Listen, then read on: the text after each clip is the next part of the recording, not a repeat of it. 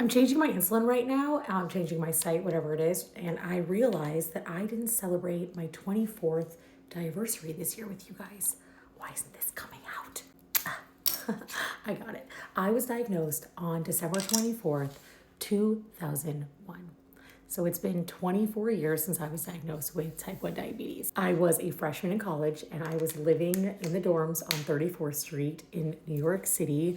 I went to Stern, which is part of Yeshiva University. It's the girls' part. So in the city, there's on 34th Street, there's the girls' part, and then the boys' part, which is Yeshiva University, is uptown, like in the Heights. Wait, I don't think that's considered uptown actually. I once met a girl who was from Washington Heights, and she had said to me, I didn't know that religious girls go to school because I always see the religious boys go to school, but never the girls, because she lived near Yeshiva University and only ever saw the boys there and didn't realize that girls can go to school. But anyways, I was diagnosed, like I said, freshman year. I had sugar over 1,000. I think it was 1,040, something like that.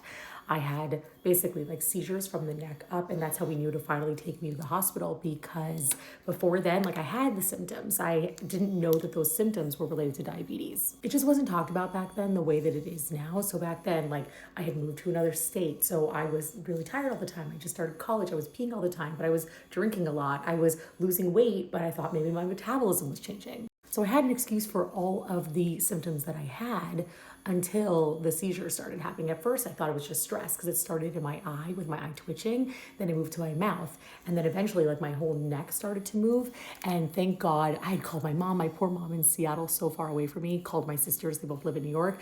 And my older sister, Francine, was able to get to me first. She came to my dorm room and she basically said to me, like, we are going to the hospital. So we took a cab to NYU Hospital, and that's where I was diagnosed with type 1 diabetes. And they actually got mad at my sisters and were like, you didn't tell us she has diabetes. And my sisters were like, because my other sister was able to get there, they were like, we don't know what that is. And we certainly didn't know that she had it. I spent a few days in the hospital, I think 4 days, because they had to get my sugar back down. And then I went to Seattle for a little bit, met with the endocrinologist there.